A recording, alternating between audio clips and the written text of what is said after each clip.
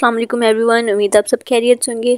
आज हम डिस्कस करने जा रहे हैं एथिक्स, उसके साथ उसकी टाइप्स के करंट अफेयर्स को, जो कि मोस्टली कम्पिटिटिव एग्जाम्स में रिपीट होते हैं। हमने बहुत ही जो है रिसर्च जो करंट अफेयर्स हैं उन्हें आपके लिए निकाला है Q&A, और जो कि MCQ की फॉर्म में होंगे। लेकिन अगर आप इस चैनल पर न्यू है तो चैनल को मस्ट सब्सक्राइब कर दे पहले, और अपने फ्रेंड्स के साथ मस्ट शेयर कीजिएगा जो किसी भी कम्पिटिटिव एग्जाम की तैयारी कर रहे हैं। तो चलिए स्टार्ट करते हैं। सबसे पहले हम देखते हैं कि एथिक्स के रूल्स होते हैं, उन्हें हम और क्या कहते हैं। तो जो रूल्स ऑफ एथिक्स होते हैं हम उन्हें लॉज एंड मोरल लॉ भी कहते हैं। कि जो एथिक्स के रूल्स होते हैं ना, वो सिर्फ एक रूल्स नहीं होते हैं, उन्हें हम लॉज भी कहते हैं और मोरल लॉ भी कहते हैं। नंबर 2 के ऊपर है कि कोई भी एथिकल इश्यूज जो कि किसी इंजीनियर की प्रोफेशनल और पर्सनल लाइफ को इफ़ेक्ट कर सकते हैं, तो उसे हम किस टर्म में जो है लेंगे, तो ये माइक्रो एथिक्स में आएगा। ऐसे जितने भी एथिकल इश्यूज होंगे वो सारे माइक्रो एथिक्स में आएंगे। 3 के ऊपर के माइक्रो एथिक्स जो हैं वो 2 लेवल्स पे हो सकते हैं, यानी कि हम इसमें हमें एक जो है कीवर्ड मिल गया कि इसके 2 लेवल्स होते हैं माइक्रो एथिक्स के। तो यहाँ पे हमसे पूछ रहे हैं कि वो कौन कौन से हैं। तो माइक्रो एथिक्स के जो 2 लेवल्स हैं वो है इंडिविजुअल एंड प्रोफेशनल। अब जैसे कि हमने ऊपर वाले में देखा कि एक इंजीनियर की प्रोफेशनल और पर्सनल लाइफ को जो इफ़ेक्ट कर रहे हैं उन इश्यूज़ को हम क्या कहते हैं, तो हमने उन्हें बोला माइक्रो एथिक्स। अब यहाँ पे उसकी पर्सनल और प्रोफेशनल दोनों लाइफ को जो था वो इफ़ेक्ट कर रहा था, तो ये माइक्रो एथिक्स में आता है। अगर कोई भी आपको यहाँ पे इंजीनियर की जगह कुछ भी आ सकता है कि कोई भी ऐसा कोई डॉक्टर कर लें जिसकी पर्सनल किसी के अंदर भी किसी की अगर पर्सनल और प्रोफेशनल लाइफ पे इफेक्ट आ रहा है तो वो होगी एथिकल इश्यूज में माइक्रो एथिक्स। क्लियर है। तो अब देखते हैं 4 के ऊपर की जो वर्ड एथिक्स है जो कि ग्रीक वर्ड से ड्राइव हुआ है, तो वो कौन सा वर्ड है। तो एथिक्स ग्रीक वर्ड एथोस से ड्राइव हुआ है, और एथोस का जो मतलब है वो है करैक्टर। 5 के ऊपर देखते हैं कि जो वर्ड एथिक्स है वो स्टैंड करता है अंडरस्टैंडिंग ह्यूमन नेचर के ऊपर, यानी कि ह्यूमन नेचर को अंडरस्टैंड करने पे जो है वर्ड एथिक्स स्टैंड करता है। 6 के ऊपर है कि कौन सी कंट्री है इसमें मोर कलेक्टिविस्ट जो है कल्चर मौजूद है, तो वो कंट्री है जापान, जिसके अंदर जो कल्चर है वो बहुत कलेक्टिविस्ट है। यहाँ तक क्लियर हो चुका है। नेक्स्ट चलते हैं 7 के ऊपर की जो एथिक्स है वो क्या है। तो एथिक्स एक नॉर्मेटिव साइंस है। 8 के ऊपर है कि वो कौन से फैक्टर्स हैं जो कि एथिकल और नॉन एथिकल जो है अनएथिकल बिहेवियर को इफ़ेक्ट करते हैं, तो वो फैक्टर्स हैं एथिकल डायलेमा। एथिकल डायलेमा वो फैक्टर है जो कि एथिकल और अनएथिकल बिहेवियर दोनों के ऊपर अफेक्ट करता है, यानी कि इनमें से किसी एक पर नहीं करता, दोनों पे करता है। 9 के ऊपर है कि जो मोरल रीजनिंग है उसके टोटल कितने एसेंशियल कंपोनेंट्स हैं। तो मोरल रीजनिंग के टोटल 4 एसेंशियल कंपोनेंट्स हैं, यानी कि जब मोरल रीजनिंग होती है उसके लिए उन चारों एसेंशियल्स का होना ज़रूरी है उस रीजनिंग के अंदर। अगर उनमें से कोई भी कंपोनेंट नहीं होगा तो वो मोरल रीजनिंग नहीं कहलाएगी। क्लियर है। तो नेक्स्ट चलते हैं 10 के ऊपर के। यहाँ पे वो हमसे प्रिंसिपल पूछ रहे हैं कि जो जॉन रॉल्स ने जिस प्रिंसिपल में अज्यूम किया है कि जो प्रोडक्टिव सोसाइटी होती है उसमें इनकॉर्पोरेट इनइक्वालिटीज़ पे होती है, यानी कि प्रोडक्टिव सोसाइटी में इनकॉर्पोरेट इनइक्वालिटीज़ मौजूद होती हैं, ये उसने अज्यूम किया है। किसने? जॉन रॉल्स ने। तो ये प्रिंसिपल नंबर 2 है क्योंकि जॉन रॉल के प्रिंसिपल पे बेस करता है।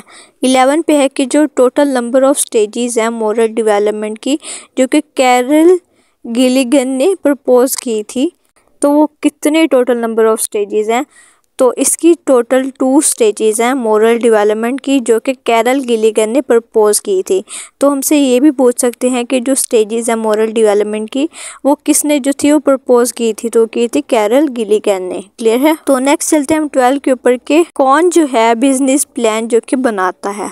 तो जो एंटरप्रेन्योर्स होते हैं वो बिजनेस प्लान को बनाते हैं। तो हमारे जो हैं आधे करंट अफेयर्स यहाँ तक क्लियर हो चुके हैं। अब हम नेक्स्ट चलते हैं। इस वीडियो को आपने एंड तक देखना है क्योंकि ये सारे ही बहुत इंपॉर्टेंट करंट अफेयर्स हैं जो हम डिस्कस कर रहे हैं एथिक्स के ऊपर। तो 13 के ऊपर देखते हैं कि कोई भी अगर अब रॉन्ग इन्फॉर्मेशन को इंटरनेट पे पब्लिश करता है तो ये क्या है। तो ये एक इशू है कंप्यूटर एथिक्स का, यानी कि अब देखिए इंटरनेट जो है वो पार्ट है इस चीज़ का। तो कोई भी अगर रॉन्ग इन्फॉर्मेशन पब्लिक करता है पब्लिकली इंटरनेट पे जो है अवेल करता है, तो ये एक कंप्यूटर एथिक्स में आता है। ये जो इशू है ये कंप्यूटर एथिक्स का पार्ट है। 14 पे है कि कितने जो स्टेप्स हैं और कौन से हैं डिसीजन मेकिंग प्रोसेस के। तो डिसीजन मेकिंग प्रोसेस के टोटल 2 स्टेप्स हैं जो कि हैं ओरिएंट एंड एक्ट। ये जो दोनों स्टेप हैं ये हैं डिसीजन मेकिंग प्रोसेस के 2 स्टेप्स। 15 के ऊपर के एक जो कि बिलीव करता है डिसीजन बनाने पे लोगों की भलाई के लिए, तो वो किस नाम से जाना जाता है? तो जाना जाता है यूटिलिटारियनिज्म के नाम से। कौन शख्स? वो शख्स जो कि लोगों की भलाई के लिए डिसीजंस बनाने पे बिलीव करता हो, यानी कि उनकी बेहतरी के लिए, ना कि उनकी बुराई के लिए कोई भी ऐसा डिसीजन बन करे जिससे लोगों की बेहतरी हो, ना कि उन्हें कोई नुकसान हो या उनके साथ कोई फ्रॉड करे, बल्कि उनकी बेहतरी के लिए सोचे, तो वो यूटिलिटेरियनिज्म के नाम से जो है जाना जाता है। और ये एक बहुत ही इम्पोर्टेंट करंट अफेयर है जो कि आपसे एग्जाम्पल की सूरत में भी पूछा जा सकता है। तो नेक्स्ट चलते हैं 16 के ऊपर के कोई भी स्मॉल बिजनेस जो कि अपने पहले 5 सालों में फेल होता है तो उसकी जो परसेंटेज होती है वो क्या होती है? तो कोई भी स्मॉल बिजनेस जो कि अपने पहले 5 सालों में फेल होता है तो उसकी परसेंटेज 75% रह जाती है।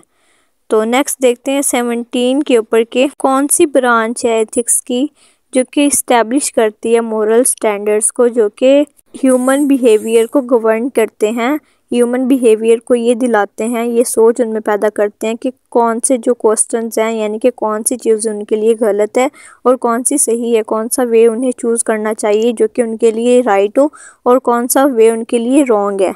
तो इसे हम कहते हैं नॉर्मेटिव एथिक्स, जो कि किसी भी इंसान में एक सवाल पैदा करती है कि क्या वो जो कर रहे हैं वो ठीक है या नहीं, और उनका ज़मीर उन्हें हाँ या ना और गलत और सही में फ़र्क बताता है, उन्हें बताता है कि ये चीज़ हमारे लिए गलत है या फिर सोसाइटी के लिए जैसे भी। ये सारा कुछ जो होता है ये नॉर्मेटिव एथिक्स का पार्ट है। इसके बाद है 18 के ऊपर कि वो कौन सी एथिक्स की टाइप है जो कि इनहेरेंट राइटनेस और रॉन्गनेस एक्शंस के ऊपर बेस करती है, यानी कि उन पे फोकस करती है, ना कि उनकी आउटकम्स पे। जैसे कि फॉर एग्जांपल अब एक इंसान है जो कि अपने अंदर किसी इंसान के बारे में बहुत बुरा रखता हो, उसके बारे में बहुत गलत सोचता हो, तो ये उसका इनहेरेंट जो है एक्शन है, चाहे वो बाहर से जैसा भी हो, अच्छा बन रहा हो उसके साथ या जो भी हो, लेकिन अंदर से वो उसके लिए बुराई रखता हो या अच्छाई कुछ भी, यानी कि कोई भी ऐसी चीज़ जो कि इंसान अपने अंदर कोई एक्शन लेता है किसी इंसान के ऊपर, या कोई भी ऐसी चीज़ जो कि उसकी आउटकम पे बेस नहीं करती कि वो बाहर से क्या कर रहा है, बस अंदर इनहेरेंट एक्शंस पे डिपेंड करती है, चाहे वो गलत हो चाहे वो सही हो, तो इसे हम कहते हैं डिओंटोलॉजी। और ये हमसे एथिक्स में इस फॉर्म में पूछा जा सकता है कि कोई भी पर्सन जो कि अपने इनर कोई जो है एक्शन रखता हो, इस वे में आपसे ये पूछा जा सकता है या किसी एग्जाम्पल की सूरत में पूछा जा सकता है, तो ये डिओंटोलॉजी है। आपको इसका कॉन्सेप्ट क्लियर होना चाहिए। तो 19 पे देखते हैं कि कौन सी एथिक्स है जो कि development of good character traits के ऊपर जो है फोकस करती है, इंडिविजुअल्स के अंदर वर्चुअस पे। तो इससे हम कहते हैं वर्चुअस एथिक्स। ये ऐसी टाइप है एथिक्स जो कि कंसंट्रेट करती है इंसान के करैक्टर को डेवलप करने में, और ये भी हमसे एग्जाम्पल की सूरत में पूछी जा सकती हैं। एथिक्स के हम जितने भी टाइप्स डिस्कस कर रहे हैं सारे हमसे एग्जाम्पल के तौर पे हमारा आईक्यू चेक करने के लिए पूछी जा सकती हैं कि वो कौन सी एथिक्स है जो कि इंसान के करैक्टर के ऊपर फोकस करती है। तो ये है वर्चू एथिक्स। 20 के ऊपर है कि कौन सी एथिक्स जो है वो एम्फेसाइज करती है इम्पोर्टेंस और केयरिंग किसी की इंसान की किसी दूसरे इंसान की, जो कि रिलेशनशिप्स को मेंटेन रखने में हेल्पफुल रहती है। तो ये एथिक्स है एथिक्स ऑफ केयर। दोबारा देखते हैं कि एथिक्स ऑफ केयर वो एथिक्स की टाइप है जो कि फोकस करती है दूसरों की इम्पोर्टेंस के ऊपर और उनकी केयर के ऊपर, जो कि किसी भी रिलेशनशिप को मेंटेन रखने में हेल्प करती है। तो ये क्लियर है एथिक्स ऑफ केयर। नेक्स्ट देखते हैं 21 के ऊपर कि कौन सी एथिक्स है जो कि असर्ट करती है कि इंडिविजुअल्स के सर्टन इनहेरेंट राइट्स होते हैं जिनकी रिस्पेक्ट करनी चाहिए और उन्हें प्रोटेक्ट करना चाहिए। तो ये एथिक्स है राइट्स बेस्ड एथिक्स। ऐसी टाइप एथिक्स की जो कि कहती है कि इंसान के कुछ इनहेरेंट राइट्स होते हैं, इंसान के कुछ ज़ाती राइट्स होते हैं जिनकी मस्ट जो है हर किसी को चाहिए रिस्पेक्ट करे और उन्हें प्रोटेक्ट करे। और ये भी हमसे एग्जाम्पल की फॉर्म में पूछा जा सकता है। तो नेक्स्ट देखते हैं 22 के ऊपर के जो प्राइमरी प्रिंसिपल होता है डिओन्टोलॉजी के पीछे वो क्या होता है। तो डिओन्टोलॉजी के पीछे जो प्राइमरी प्रिंसिपल होता है वो होता है ड्यूटी एंड मोरल ऑब्लिगेशंस। 23 के ऊपर है कि कौन सी एथिकल थ्योरी है जो कि एम्फेसाइज करती है इंडिविजुअल सेल्फ इंटरेस्ट इम्पोर्टेंस की। तो थ्योरी है एथिकल ईगोइज्म। अब ये देखें जो बात मैं पीछे बोलती आई हूँ, आपको कॉन्सेप्ट पता होना चाहिए। हमने जितनी भी टाइप्स को देखा है तो अब ये हमसे उसी फॉर्म में पूछ रहे हैं कि कौन सी एथिकल थ्योरी है जो कि एम्फेसाइज करती है इंसान के सेल्फ इंटरेस्ट को, इंसान की इम्पोर्टेंस को। तो ये है एथिकल ईगोइज्म। 24 के ऊपर है कि गोल्डन रूल किसके साथ जो है एसोसिएट करते हैं। तो गोल्डन रूल एथिकल रेसिप्रोसिटी के साथ एसोसिएट करता है। तो नेक्स्ट हमारा जो लास्ट करंट अफेयर है जो कि है कि प्रिंसिपल जो है इन्फॉर्म्ड कंसेंट का वो किसके साथ जो है किस कॉन्टेंट्स के साथ मोस्ट रेलिवेंट है। तो इन्फॉर्म्ड कंसेंट जो कि है मेडिकल एथिक्स के साथ मोस्टली रेलिवेंट कॉन्टेक्स्ट है। तो उम्मीद है कि आज हमने जितने भी करंट अफेयर्स डिस्कस किए हैं सारे आपको क्लियर हो चुके होंगे। फिर भी कोई कन्फ्यूजन हो, क्यूरी हो तो आप लाजमी मुझसे कमेंट बॉक्स में पूछ सकते हैं। और इसके अलावा अपने रिव्यू शेयर करना मत भूलें कमेंट बॉक्स में।